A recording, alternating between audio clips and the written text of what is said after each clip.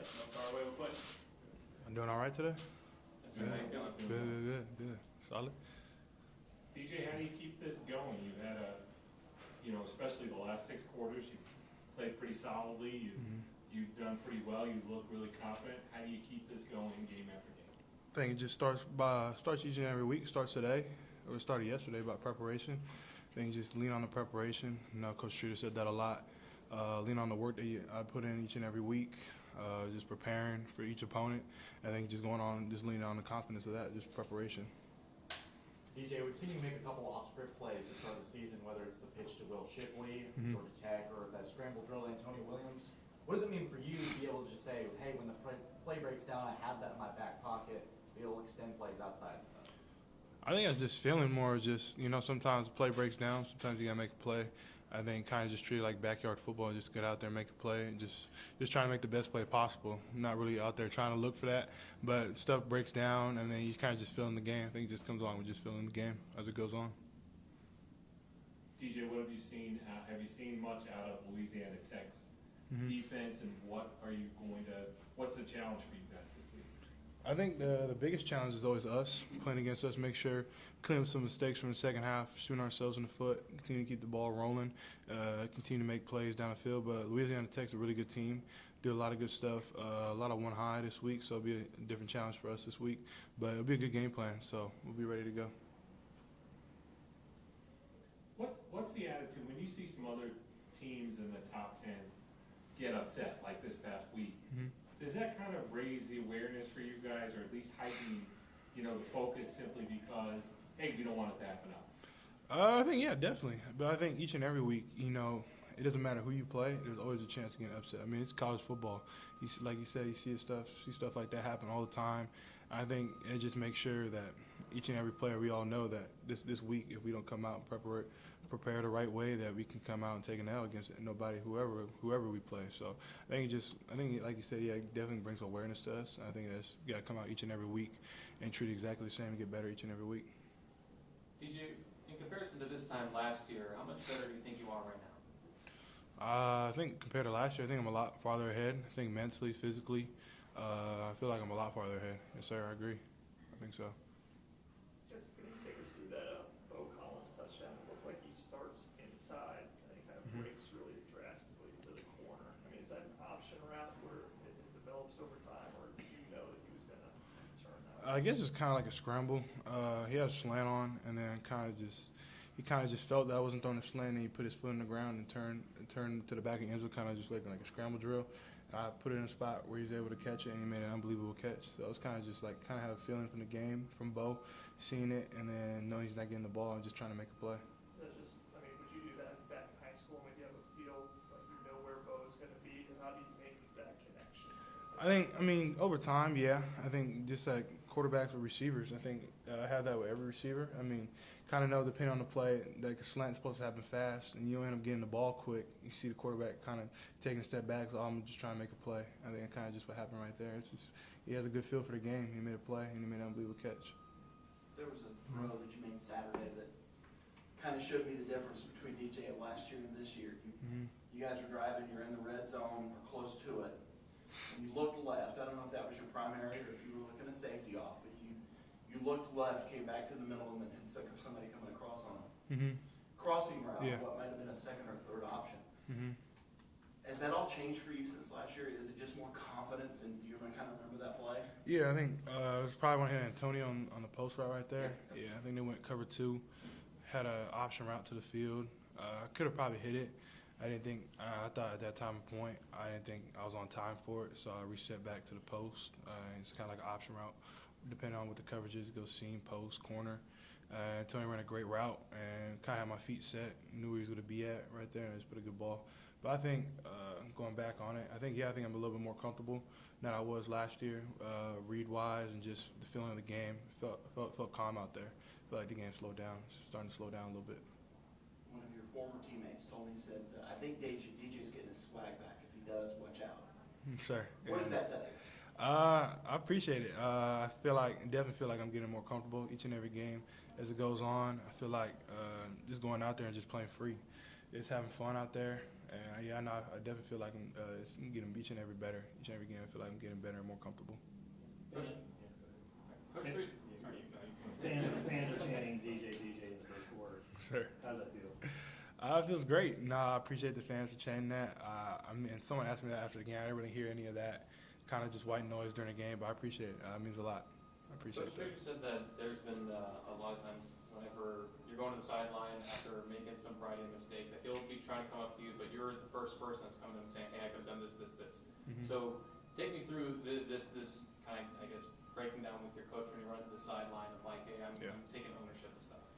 I think going to the sideline, obviously from each drive, I remember certain stuff I wish I could have done better and stuff I did right. And I kind of just go back to the sideline. I kind of know exactly what I did wrong, like on one play, like a touchdown to Jake.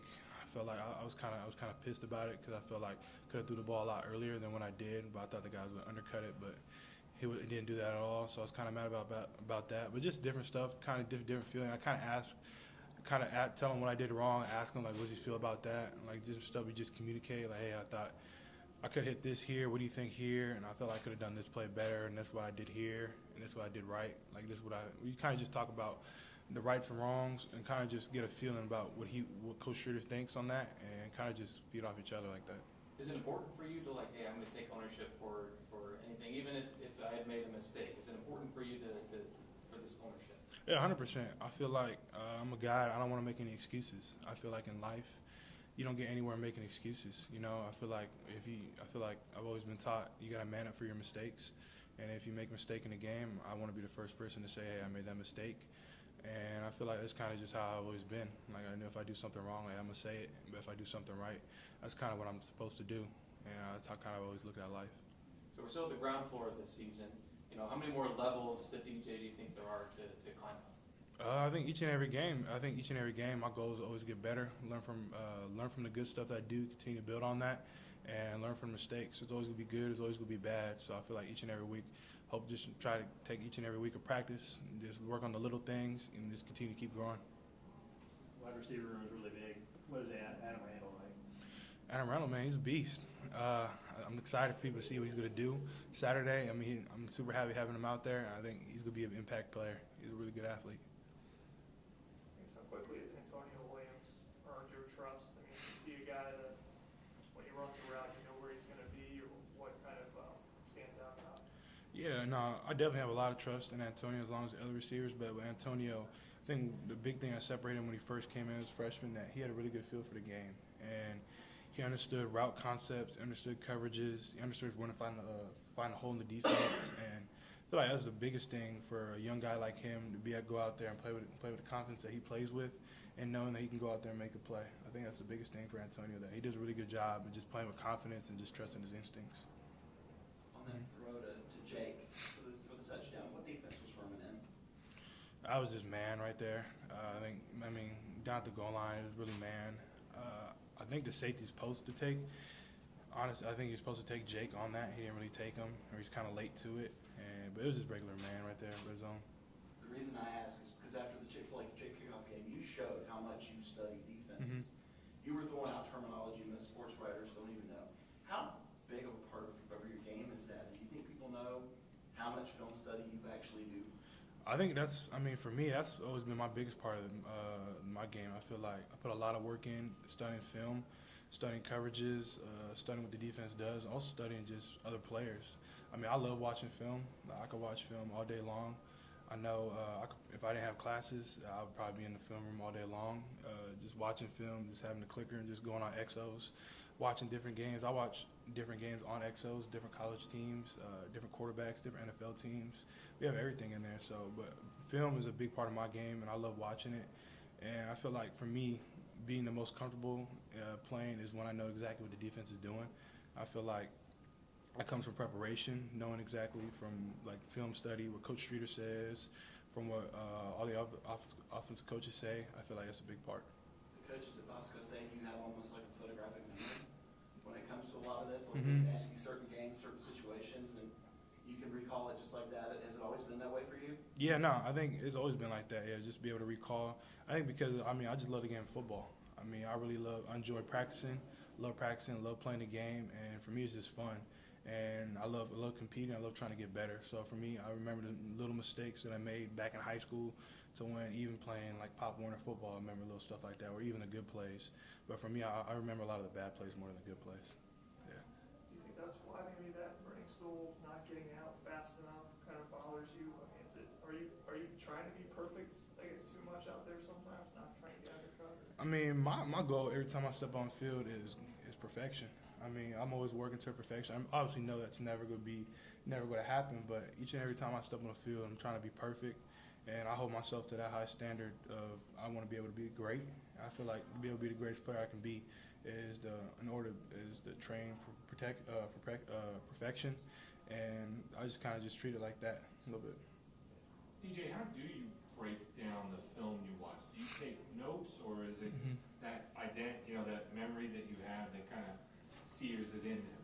Both. Definitely you have to take down notes. I feel like you can't just have everything up in your head. When you write something down on paper, it helps you remember more, and you can go back and look at the notes and stuff like that. But for the most part, I just take notes, little stuff, jot down notes from practice, whatever I did wrong, whatever I did right, and also just kind of just photographic memory. You kind of remember different stuff, different pictures from your head.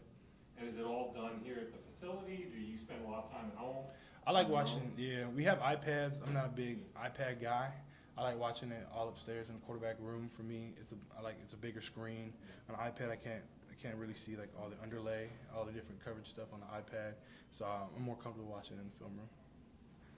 Because of your memory and, are you able to step to the line and go, okay, they're in cover 2, and 2 weeks ago, they did this with this down and distance. Are you able to think about that at the line of scrimmage? And Yeah. do you have any latitude in saying, hey, let's change to something here? Yeah, definitely. I mean, depending on whatever the down and distance, we go over down and distance. Like I know top 3 coverages in 3rd and 7, depending on what are we thinking, like 3rd and 6, like what the percentage of blitzes.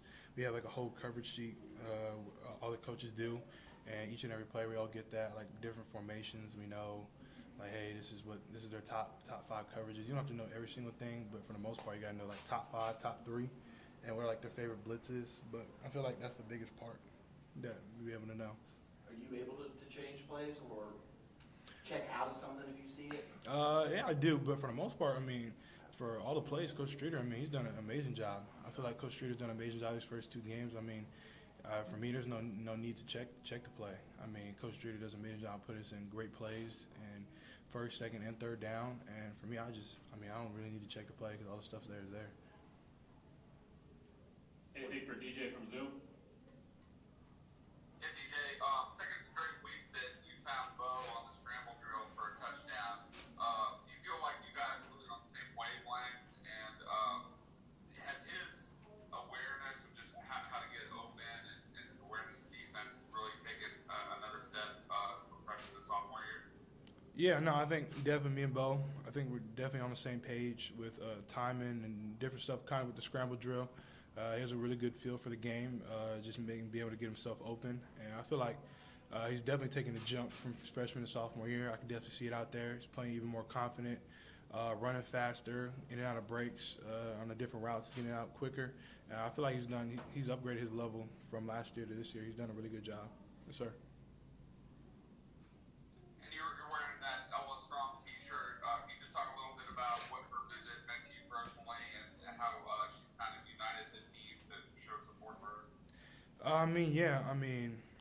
I love Ella. I love the Brzee family. I love my brother Brian. It's like my best friend right there. So, they mean a lot to me. And to be able to see kind of stuff that's going on with the family and to see how strong Brian's been, I just want to be able to be there for him, for his family, for Big Richie, for Megan, Kendall, Bailey, Brian, Big Mike, Callie, and their whole family. I just want to be able to be there, help support Ella in any way I can. And I just really love that family, man. It's emotional talking about them and the stuff that's going on right now, but I love that family. Thanks, DJ. Yep. Anybody else for DJ? DJ, what's Sunday? Go ahead from Zoom. This is Matt. I was just going to ask about the option routes. I know we talked about those a lot before the years. How much have y'all done those, and how do you feel like the communication and just gelling with that has been? I feel like it's been good. A lot of plays we have different stuff versus different coverages, like kind of like conversions. Like you do different stuff here versus this coverage. You can go break in versus this coverage. I feel like we've done a really good job. Receivers and quarterbacks all been on the same page. We worked it a lot in summer. I feel like it's second nature now, so I feel like we've done a really good job with that. And have you seen how that's helped the passing game? So Yeah, I think it's done a really good job with the passing game. I think it just helps us out that you always don't have to have the perfect call. I think it makes it easier because you have a route adjustment off the different coverage. So you think it maybe you have cover 2 here and then roll in cover 3, and then you have a route adjustment for that, and it makes it a perfect play. What's Sunday like for you? I mean, obviously after church, Mm-hmm. but then what is, I mean, like yesterday, is it a NFL day for you, where you actually know, we're back in this building watching film, what was going on? Yeah, normally Sunday, church, and then after church, get treatment, depending on, we always have treatment here, so depending on what I do, depending how, if I'm hurt or if I'm feeling good, I mean, usually I have massage, I always get a massage. Sometimes, depending on it, I know I'm trying to figure out a routine with Ricky right now. I'll probably lift Sundays, do some type of mobility, stretching stuff. Then I'll come in, watch the game on Exos, take notes on it. Then I'll start preparation for like law tech, so I'll watch a couple games, depending on how many games they played, but I'll watch a couple games from there. And then look at the blitz cut up, different stuff like that. We have like a whole weekly quarterback kind of like schedule for watching film that we came up with probably like a year ago, 2 years ago. So go through that and just kind of just watch games. And then like yesterday, I was watching other teams, NFL teams like from Exos. Like I really wanted to watch the Bills versus what was the Thursday night game? Rams. Bills Rams. Yeah, I really want to watch that game, so I'll watch that. And like today, I'll do the same thing. Kind of just start that because I have no class Monday, Wednesday, Friday. So watch a lot of film on those days. Is it nice to have just a regular week finally? Yeah, it definitely is. I mean, last week it was tough because you got to cram in all the film in 3 days and stuff like that. But having a regular week, you get a fresh start on Sunday. You can watch a lot of film on Sunday. It kind of sets you ahead coming into the week. I guess when like there's a room told us he's like LeBron James at Granite City's Derrick Rose. I guess, do you play basketball at all? Are they as good Me? at basketball? I mean, yeah, I got shots up this morning. I mean, with the new indoor court, I mean, I get shots up probably every day just shooting. I mean, I love shooting, but Rook, I mean, he can hoop. Rook can definitely say he's LeBron James. I don't know if he's LeBron James, but he definitely a bully in the paint. He can shoot the ball really well from deep. Malk, I haven't really seen Malk play, so I can't really attest to how good he is as a basketball player if he's D Rose. But I mean, I play a little bit. I just like to shoot though. I'm a big shooter. 3-point. Yeah. Mm-hmm. Anybody else for DJ? All right, thanks, DJ. I appreciate